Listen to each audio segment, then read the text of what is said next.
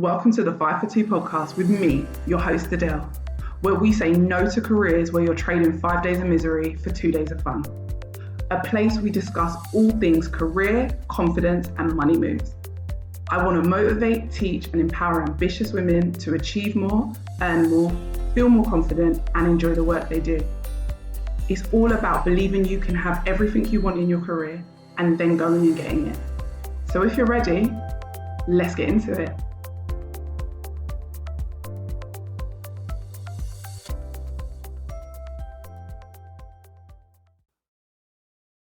Hi guys, how is everyone? This is going to be an interesting episode, I hope, as always, and I'm really excited to record it. Also, for a little update, stay tuned to the very end of this episode, just for a mini life update that some of you might be interested in. But anyway, we move, we talk. The title of the episode is Be the Exception, Not the Rule.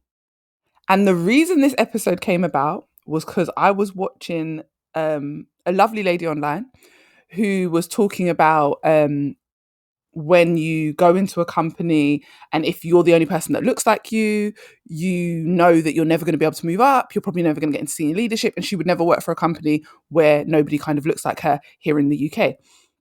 And for context, she was a black woman. And not that and this is going to sound so weird, not that I'm against any of her points. She had great points, and it was and I wish I'd written down her name so I could get you guys to go and listen. She had some really great points, and it was really great to listen to. I love everyone's opinions, but one thing that I saw loads of people squabbling about in the comments was like, oh, yeah, she's so right. Everyone thinks they can be the exception. And I was like, oh, but I'm the exception. And I know some of you listening and you're like, Adele, come on, stop being big-headed. And it's not about being big-headed. I don't want to be the rule in life. Like, I don't want to be average. I don't want to be the same. I want to be an exception. Like, I want to be different. I want you to meet me and be like, oh no, she's not like everyone else. I like being an exception. But I also believe that more people are exceptions than they think. And is it that we're actually exceptions, or is it that the rules are skewed? What I do want to say is, watching the video with this young lady, like I said, she's a black woman in the corporate world in the UK. And she said if she goes to a company website and she sees that no one looks like her, especially no one in leadership, it lets her know that there is no way she's ever going to be able to climb up and be in leadership. There's no way she's ever going to be able to get past the role she's in. And she was saying, if you're in that kind of situation, then you need to move. And I'm not saying that that's not true of some companies. I believe that to be true of some companies. However, I'm also a black woman in the UK. And actually, most of corporate is white because the UK is a white country. Let's be honest about it. London might be very diverse, very multicultural. There's other places in the UK that's very multicultural. But as a whole, the entire UK, being a person of colour, being black, makes up a small percentage of that overall number. So for me, I've grown up being the only one in a lot of rooms. In most rooms, if I'm honest, that I've been in during my career. In most companies I've worked for, I've literally been the only person who looks like me. However, I've been able to work my way up to the top in those companies. I've been able to run the show in some of those companies.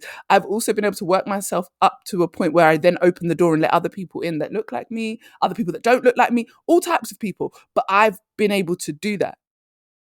So am I just an exception? Is that what we're saying? We're saying, oh, Adele, it's only you were able to do that. But then I know other black women that have done the same. Someone I worked with recently, she's a VP at a bank. There's only one level higher than her. But she's the only one. When she's in rooms, there are no other black people or women. Because sometimes we forget, you might see black men, you might see black women, but when you say that there's no one who looks like you, is it that there's no women in the whole of the company in leadership? And then on top of that, is it that there's no black women or black people? Because we have to think of it twofold. Because being a woman, I've worked for companies where there was no women at the top. I've worked for companies, I've been in rooms where it was 13 men and me. Yet I was still able to land a senior position. I want to talk about the fact that sometimes we play small because we think that we can't be the exception, rather than deciding that we can be. Listen, someone's got to be the exception. Why can't it be you? So from my perspective, The life I've lived, yes, I have been. It sometimes it's uncomfortable. You're in the room and you're like, wow, I'm the only person that looks like me. There's 40 senior people, and I'm the only one that's black and a woman. And I'm like, wow. But what's also interesting is that someone else looking in will be like, oh, she's a token, she's an exception, this can't happen for anyone else. But why do I then know other women that look like me who are doing it at their companies? Why is it then I've been able to open the door when I've been a director of a company and let other women who look like me in and help them get into leadership roles? If it's true that just because you're the only one doesn't mean that you can literally become the only one. And when I say that, I mean, just because you're the only one that looks like you doesn't mean you can't then become the only one who looks like you in leadership, in the C suite, or wherever you want to go. Then firstly, how did I do it? How have I got friends, clients, colleagues who've also been able to do it? What about us is different when other people are looking at us and saying we're the exception? I personally don't think anything's different. I'm the most regular, degular girl, woman that you will meet. Yeah. Caribbean parents, humble background, struggled as a kid. Like, I am the most regular person that you will ever meet. But I have learned how to navigate corporate. I've learned how to navigate rooms and spaces with people who don't look like me. And that's how I've been able to get where I am. And some of you will say, I don't want to have to jump through all those hoops, Adele. I'd rather just go and work for people that look like me. Cool, then do that.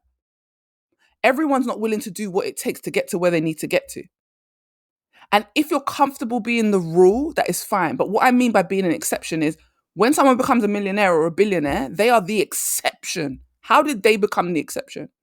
How did someone like Lupita Nyong'o, I'm so sorry if I butchered her name, but how did she become a famous actress? How did she get into those rooms?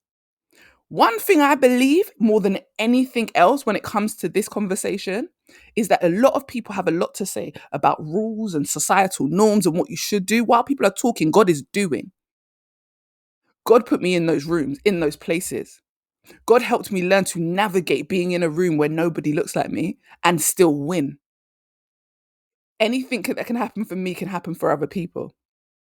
Like I said, I believe that people will always talk while God is busy doing.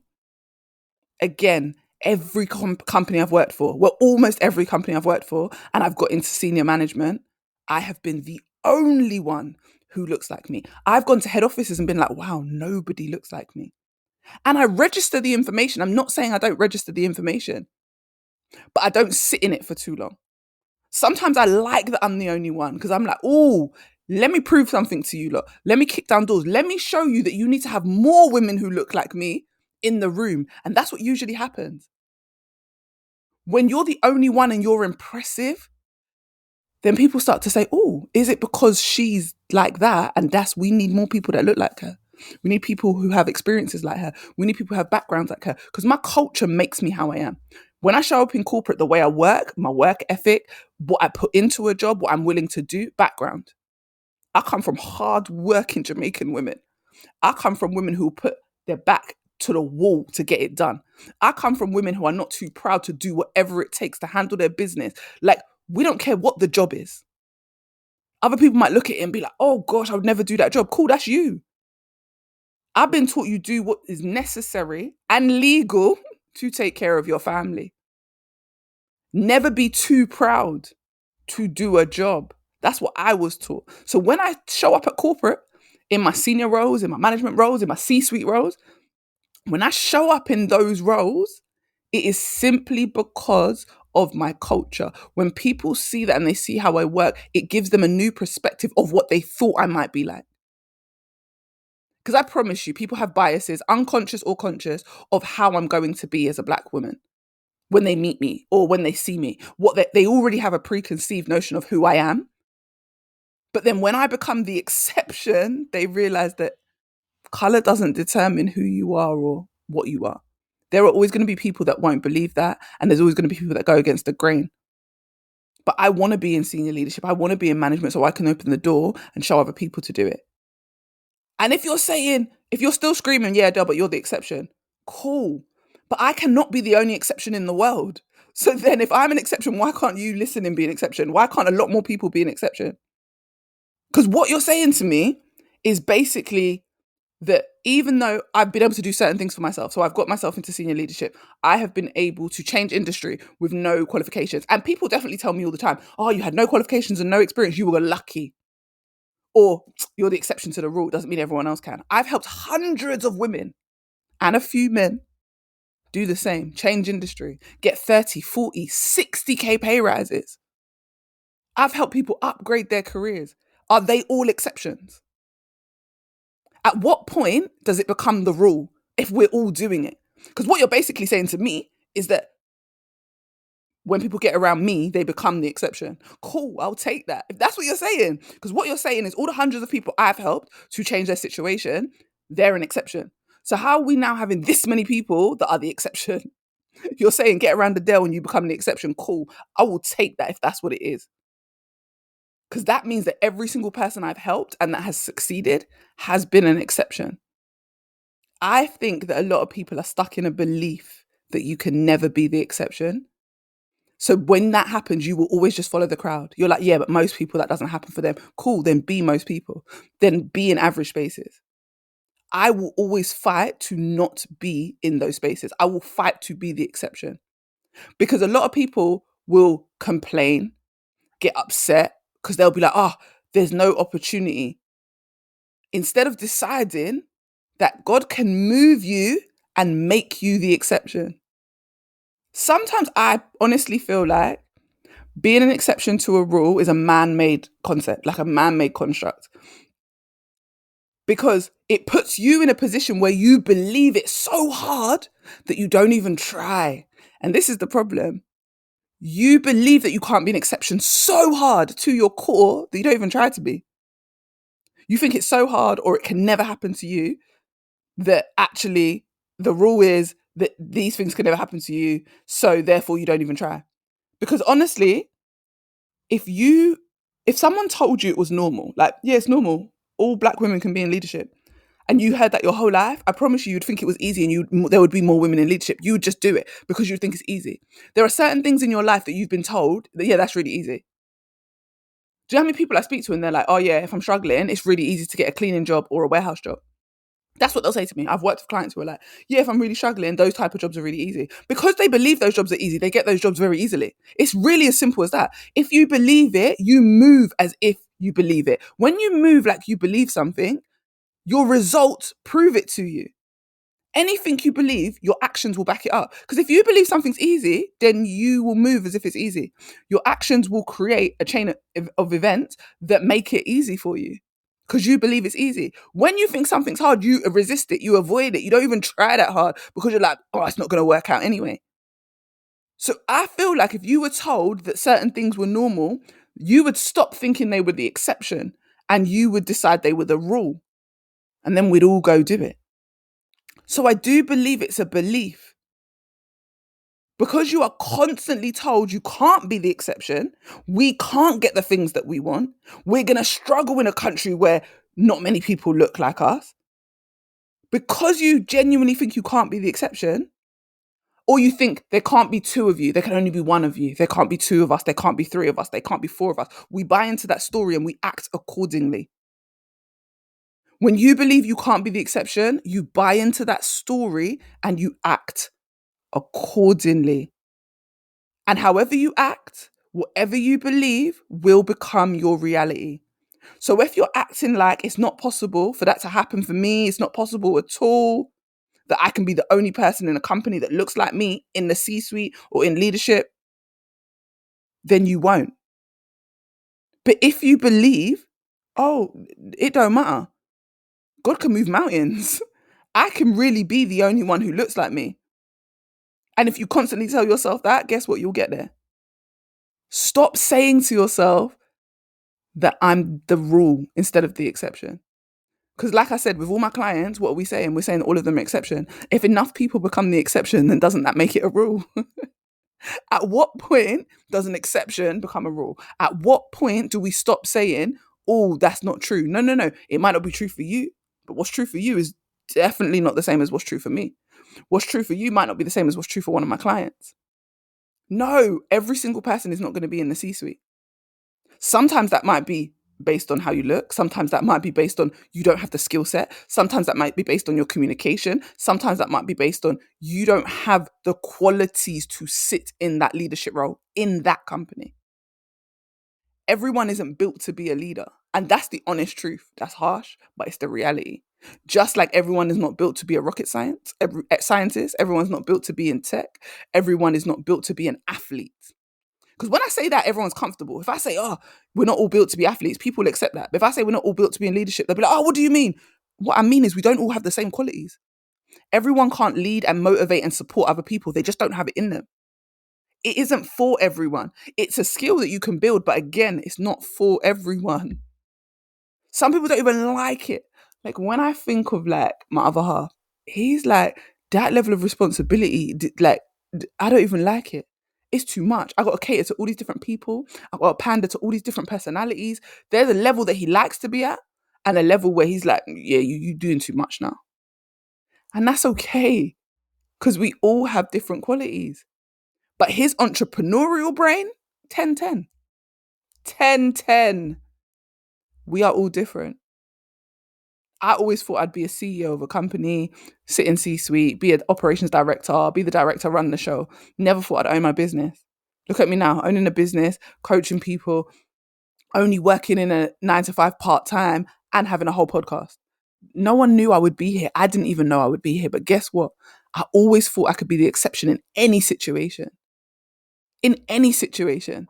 I always knew it would be harder for me because I look the way I look, because I'm a black woman. I always knew that. I've been taught that from the youngest age. You're going to have to run faster, jump higher, do everything harder than most people around you. Not only because you're a black person, but also because you're a woman. I've been taught that. But that taught me in my mind that, oh, okay, I can do whatever I need to do, but it's going to just be a little bit harder.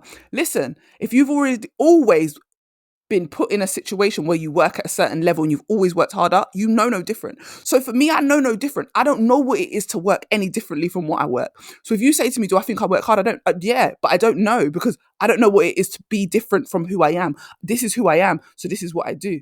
So again, like I said, do I think that there are exceptions to every rule? Absolutely. Do I think rules are just guidelines and put here to make you fail? Because the more the up higher ups and the people that make the laws and the rules and making millions can convince you that you can never be an exception, they have got you right where they want you.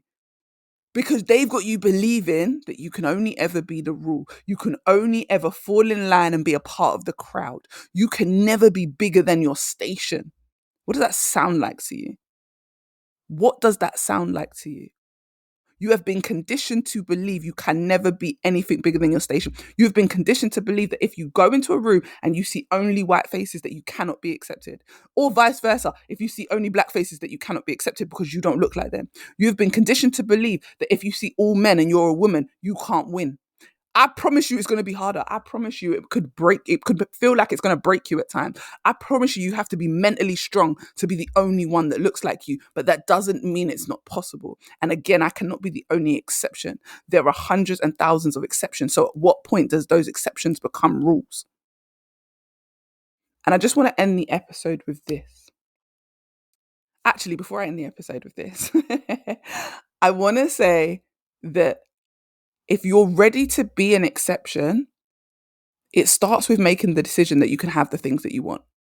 What are your biggest goals? What do you dream of most? What is the most audacious thing that you can think of? Like this year, I've been talking about having more audacity. So when you think about it, is like, that's the audacity. For me, trying to get part-time hours, but still maintain my full-time salary, I thought that was like, that's a cheek. I was like, Del, you have the actual audacity to think that anyone's going to give that to you, until they did. Because again, that's that deep down subconscious thought that I have that I can be an exception. So when people tell me, nah, though, that's not going to work, I go and prove them wrong 20 times over. When everyone said to me I couldn't change industry, I proved them wrong. So you have to make the decision. It is really a mindset. It starts off with a belief. The belief will trigger the right actions, and then the actions will get you the results that you want. But anyone who wants that advice, that's the advice I got to give you. Anyone who's looking for advice, how do you become the exception? Decide that it's possible first. If you don't think it's possible, you will never work hard enough to be it. And start to believe that, is it really that you're an exception, or is it that other people just haven't tried because they're so conditioned to believe it's not possible, they don't even go for it? Because that's what I believe. I know a lot of people that I know, that I love, that I care about, that are in my circle, that I've spoken to, that are like, oh, I wouldn't even bother trying. Why wouldn't you bother trying? Because people who look like us don't get opportunities like that. Cool. I'm not here to change your mind, but I'm here to let you know that if someone else can be an exception, so can you. And that's in all walks of life.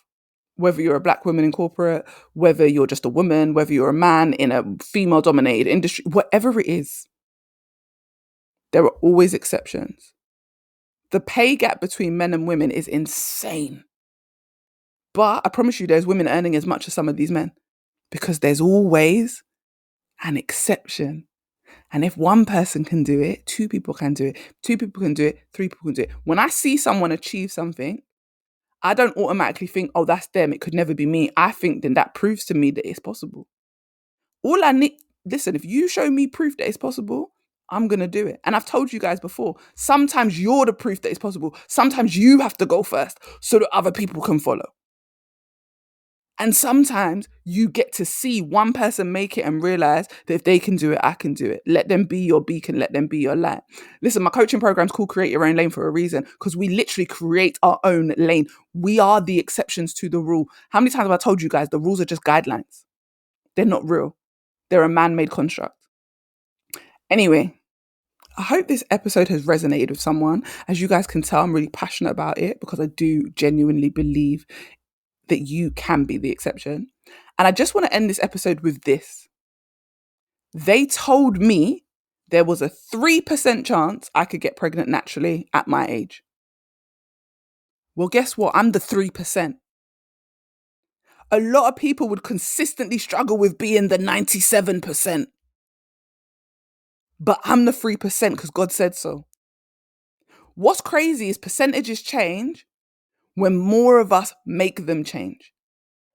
If more women were told, oh yeah, you the chance of you getting pregnant is 3%, and they said, cool, then I can be the 3%, and did the work to make sure they were in the 3%, then maybe that number would get higher.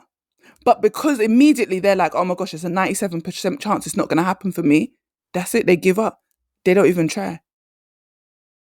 If God says yes, it's yes. I say that all the time in my life, in my real personal life. I say that to people around me. If God says yes, it's yes. If God says move, then move.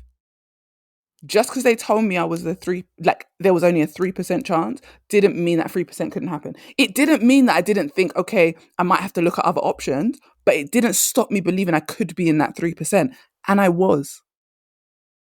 So for any of you who've been following me for a while, watching me, listen, if I always say, if keeping it low key and minding your business was a person, it's me. If moving in silence was a person, it's a picture of me. But yes, I recently had a little one.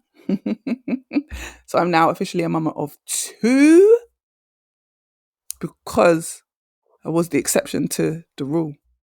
Was it really a rule? Or was it that I just believed I was the 3%? Anyway, I'll leave you with that. I hope this episode has helped someone. I hope it resonates with someone. Go out there, be the exception. Go after everything that you want. Enjoy the rest of your day, guys. And I will speak to you in the next episode.